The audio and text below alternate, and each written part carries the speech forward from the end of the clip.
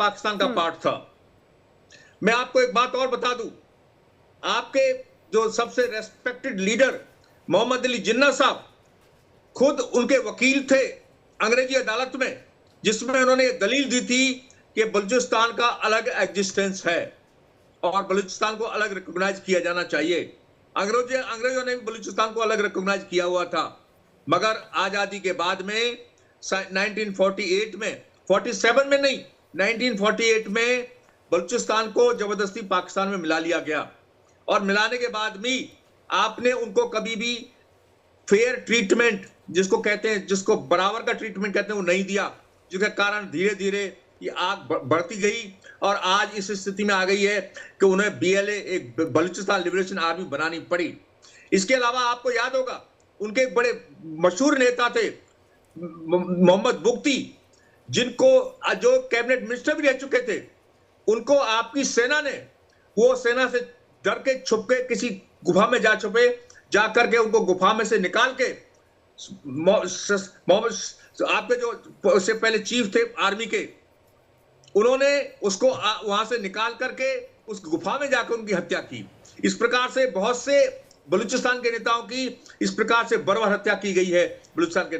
तो इस प्रकार से आप इस तरह से एक्टिंग कर रहे हैं बलूचिस्तान के साथ में, जैसे अंग्रेजों ने भारत के साथ किया था। मुझे बोलने दीजिएगा। आप इस तरह से एक्टिंग नहीं कर रहे हैं जैसे अपने देश के एक किसी प्रदेश के साथ एक्टिंग की जाती है। यही हाल आपने बांग्लादेश में किया। बांग्लादेश के 1 करोड़ वहां के शरणार्थी भारत में शरण लेने के लिए मजबूर हो गए। आपने कभी इस बात पर विचार किया क्यों इतने लोग भारत के बांग्लादेश से भारत में गए? चले मैं बता रहा हूं। अब अभी आपकी आर्मी ने 3 लाख लेडीज को वहां पर उनके साथ बलात्कार किया था बांग्लादेश में, और अच्छा, खुलेआम ऑर्डर यह दिया गया था कि जितना अत्याचार कर सको इन पर, जितना जुल्म ढा सको उतना जुल्म ढाओ। यही हाल अंकल मुझे सुनिए, अंकल मुझे सुनिए, आपको वक्त दिया जाएगा शाह जी, आपको वक्त दिया जाएगा। बहुत देखिए, मुझे दे नहीं रही ना वक्त। आपको दिया जाएगा शाह जी, वक्त आपको देते हैं तो आप दूसरे विषय पे चले जाते हैं। फिलिस्तीन पे बात करनी है, आपको दूसरी चीजों पे बात करनी है। अपनी आंखों को खोल करके उनकी समस्याओं को पहचानो, उनको आमने सामने बिठा के बात करो और उसका हल निकालो, मगर इस तरह के प्रयास बिल्कुल नहीं किए जा रहे हैं आपने क्या। तो मैं यही चाहता हूं कि आप नेता हैं और इस प्रकार की आवाज उठाइए जिससे कि वो बलूचिस्तान के लोगों से बातचीत की जा सके, उनको अपना समझ के उनको गले लगाइए। जवाब दीजिएगा शाह जी, लोगों की उम्मीद तो आप ही से है ना शाह जी। वहां की जो आवाम है आपसे उम्मीद लगाए बैठी है, अगर अपनी बात रख दे तो अगवा कर लिया जाएगा, हत्याएं कर दी जाती हैं, ये कहां का न्याय है? आपको मैं अर्ज करूं, देखें अभी मुफ्ती साहब की बात कर रहे थे, जैन मुफ्ती उनका पोता है, वो मेरा दोस्त है, अभी भी वजीर रहे, पिछली दफा भी वजीर रहे थे, वो वजारतों में थे, मुल्क की नुमाइंदगी संभालते हैं, मुल्क को तमाम हमारे मुल्क की नुमाइंदगी में बलूचिस्तान के लोग शामिल होते हैं। बलूचिस्तान में बलोच रहनुमा जितने भी हैं वजीर आला उन्हीं में से बनाया जाता है, और बलोच हमारे भाई हैं, हमारी जान है, हमारी रीढ़ की हड्डी, हमारा दिल है। दूसरी बात ये कर रहे थे आप कि वो हमसे अलहदा होना चाहते हैं। आप देखिए किसी प्रोटेस्ट में बताइए मुझे कहाँ उन्होंने अलहदगी का ऐलान किया, कहाँ अलहदा होने की बात की।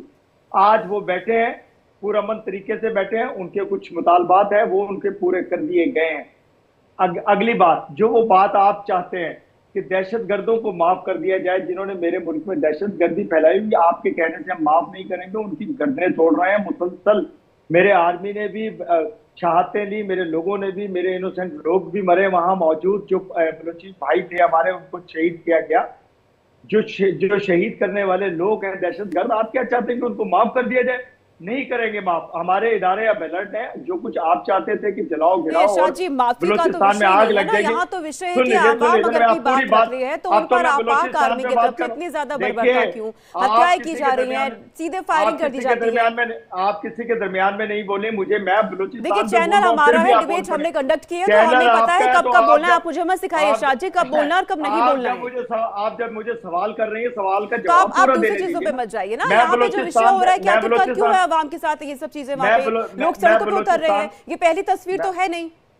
मैं बलूचिस्तान पे बोल रहा हूँ तो बलूचिस्तान पे तो बोलने दीजिए ना। फलस्तीन पे तो आपने कहा कि फलस्तीन पे तो आपने कहा आप दहशतगर्दी करते हैं, आप दहशतगर्दों के साथ हैं, आप इसराइल के साथ हैं, आप मरवा रहे हैं उनको, फलस्तीनियों को। आप मुझे बोलने नहीं दे रही हैं फलस्तीन पे, तो मैं बलूचिस्तान पे तो बोलूँ ना, मैं अपने मुल्क पे तो बोलूँ। मेरे मुल्क के खिलाफ प्रोपेगेंडा बंद कीजिए। सिर्फ फलस्तीनियों का साथ दीजिए, उनको प्रोपेगेंडा मरने से बचाइए, उनको प्रोपेगेंडा हो रहा है। जी बिल्कुल प्रोपेगेंडा।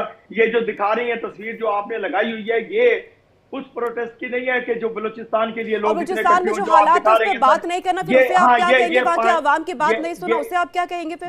अनुज माथुर सर, आप इस पे जवाब दीजिए। ये 5-10 लोग जो आप दिखा रही है, ये दिखाते रहिए। वो ठीक है इरशाद जी, आपको हम सुनेंगे। अनुज सर, आप इस पे जवाब दीजिए। मदद के लिए, वो फलस्तीनियों की मदद के लिए बैठे हैं लोग। ठीक है अनुज माथुर से इस पे आपका जवाब। जवाब होगा तो देंगे।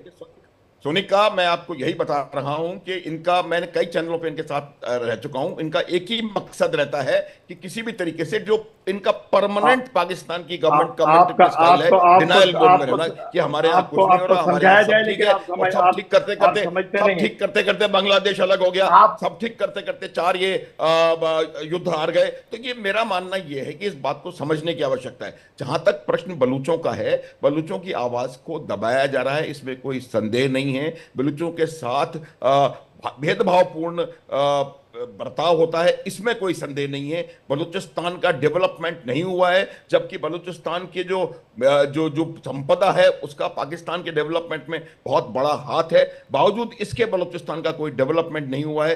कल ही हम बात कर रहे थे किसी चैनल पे कि वहां पर रोड्स नहीं है, कम्युनिकेशन नहीं है, इस वजह से पता नहीं पड़ता, उस वजह से पता नहीं पड़ता। वो इस बात को दर्शाता है कि वहां पर काम बिल्कुल नहीं किया गया है, और जो भी काम हो रहा है वो सिर्फ सीपैक और चाइना को मदद करने के लिए हो रहा है। और उसमें भी जो फायदा बलूचिस्तान को होना था, बलूचिस्तान के लोगों को होना था, वो फायदा उनको नहीं हुआ है। अब अमेरिका ने भी इंटरेस्ट दिखाना शुरू कर दिया है बलूचिस्तान के मिनरल्स में। अमेरिका की 2 रिक्वायरमेंट्स हैं, चाइना को फिर कहेंगे कि मैं दरमियान में बोल रहा हूं कि मैं सच कहूंगा कि आप मिनरल्स को हासिल करना।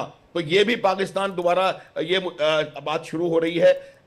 ये जो बलूचिस्तान को लेकर के प्रोटेस्ट और देशों में उभर रहे हैं, आप देखें कनाडा में किस प्रकार प्रोटेस्ट हो रहे हैं, तो ये इनको मानने की आवश्यकता है, तब कहीं जाकर के सोल्यूशन निकलेगा। इनका काम है बातचीत करें लीडरशिप के साथ, मेहरांग जो भी इनका जो सोच विचार करने वाले लोग हैं, क्योंकि ये बिल्कुल निश्चित रूप से एक बड़ी समस्या है। और जो हालात फिक्र करने की जरूरत नहीं है, पूरी पाकिस्तान बांग्लादेश में थे, लगभग वैसे हालात आज बलूचिस्तान में हैं। ये बात ये माने या ना माने, और इनको अगर समय रहते नहीं इन्होंने कोई इसका एक्शन हुआ, तब आप देखेंगे कि वहां पर एक और बाकी आप समझ सकते हैं।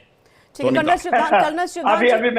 मैं बोलता हूं, देखिए जो आपके दिल में, जो दिमाग में, जो सोच में है, वो आपकी जुबान पर आ जाता है। अभी देखिए आपने इशारों में किया कि मेरे मुल्क के टुकड़े हो जाएंगे, तो आप सोचते रहिए टुकड़े आपके हो रहे हैं। आप जरा टुकड़े कोई यहाँ से कोई इशारा नहीं कर रहा है,